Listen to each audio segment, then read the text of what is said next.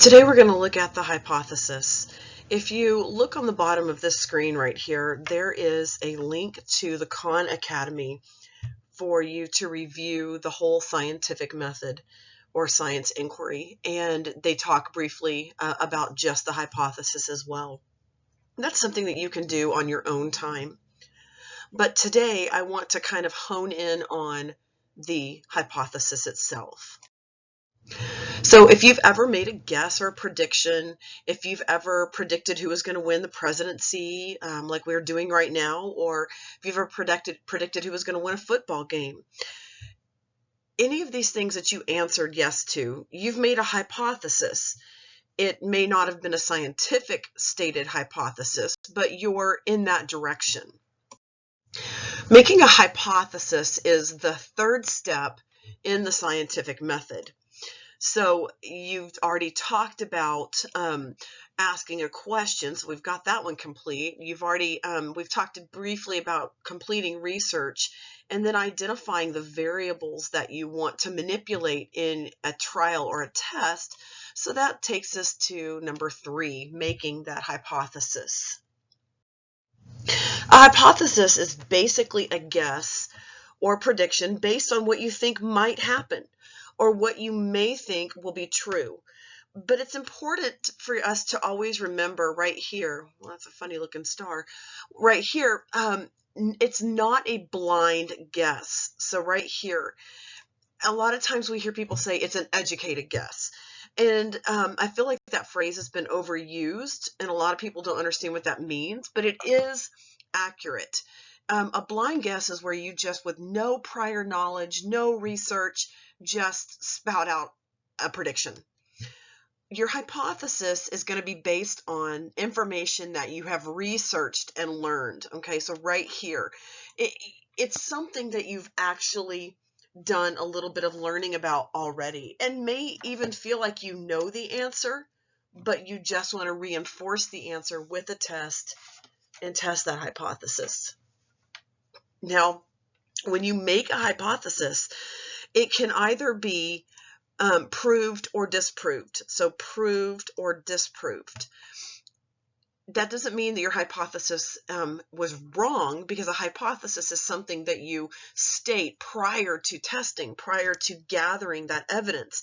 It's either proven wrong, like yes, my initial thought was correct, or no, my initial thought was incorrect, and here's why. Okay? So here's an example. I believe it'll rain tomorrow. What am I basing that prediction on? If I'm basing that on observations that I've made, research I've made, then it's going to be a hypothesis that's founded with something.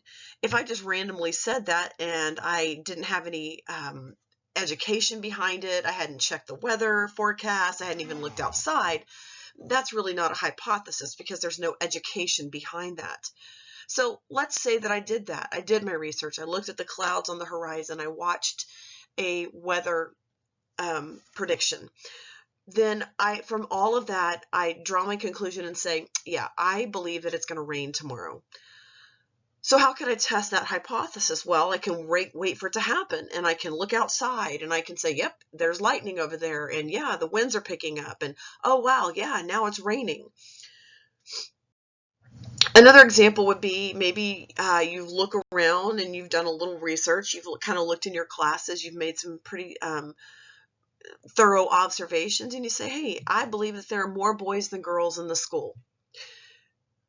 You then can test that hypothesis by going around and collecting data, and then maybe making a tally chart and tallying how many boys you see and how many girls you see, etc. And then you would test that hypothesis and either prove it or disprove it.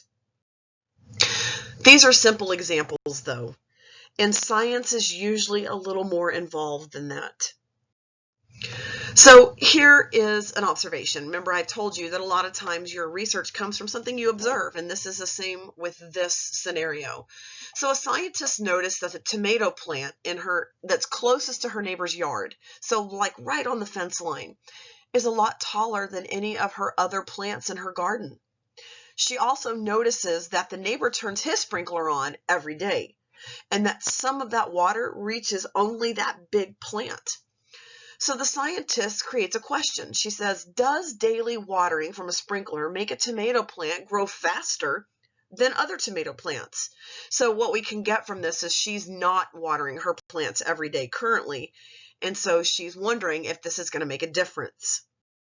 So she creates a hypothesis, and we're going to talk about the parts of her hypothesis, but let's just go with this right now. If I water the tomatoes in my garden daily, then they will grow faster because tomatoes grow more when they get more water. All right, so she used the format that we call the if-then statement. It starts with the word if. It then places the IV or independent variable that we've already talked about here.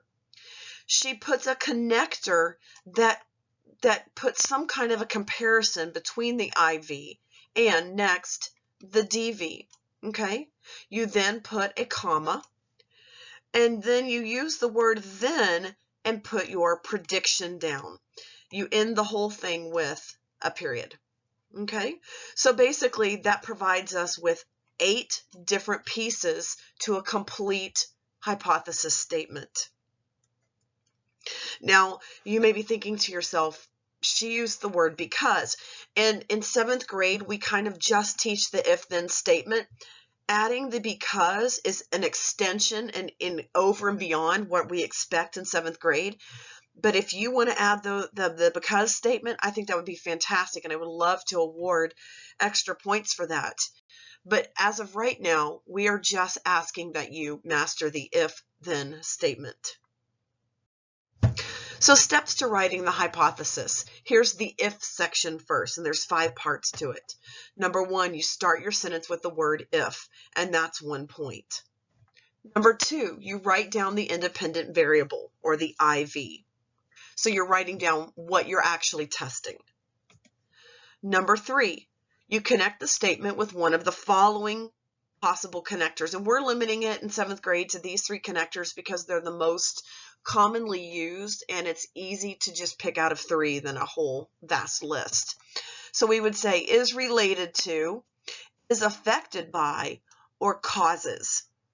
Number 4, you're going to state that dependent variable, and then 5, you're going to put that comma at the end of the dependent variable, and that completes the if section.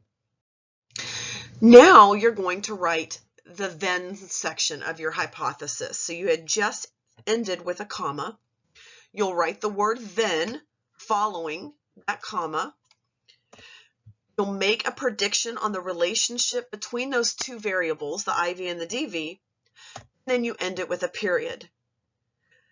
Those of you that want to go further and over and beyond, then you would say because and explain why you have that prediction. All right, so let's try one. Let's say with the tomato plant scenario, let's break this down and break her hypothesis down into those 8 pieces. So we know that the IV is going to be the amount of water that her tomato plants will get. Okay, and the way she's going to know, or her DV, what she's going to observe is her plant growth. That's how she'll know the results of her test, or as I always like to say, you'll know who wins. Okay, so here's her if section. If the amount of water, so there's our IV, the amount of water is related to, here's our connector, plant growth, there's our DV, comma. You can see that all 5 of those pieces are there. Then, here's the prediction, the more you water plants, the bigger they will grow. Okay? All right, so here's a hypothesis example. If the amount of chocolate that students eat affects how they feel, then the more chocolate they eat, the sicker they will feel. Let's say that that's my prediction, and no, you don't get to test that. Sorry, didn't buy chocolate. There's our if right there. Then our IV is here, the amount of chocolate that students eat. Then we have our connector here, affects how they feel. Here's 4, that's our DV, and there's our comma, that's 5. We have our word then, that's number 6. Here's our prediction, which is number 7. The more chocolates you eat, the sicker you will feel. And there's our period. That's number 8. All right, so let's try one with just a scenario given to you, and let's identify the IV, identify the DV, and then go ahead and write that hypothesis. Here's the problem. Which is a more effective heat source, coal, natural gas, or electricity? So what is the IV? Pause the video for a minute and see if you can identify that before I give you the answer. The IV is the type of heat or heat source. So what is the DV then? What are you measuring? What are you observing? How do you know who wins? The amount of heat produced, or the most effective heat produced. So if we take these pieces and we write our hypothesis, it might be something like this. If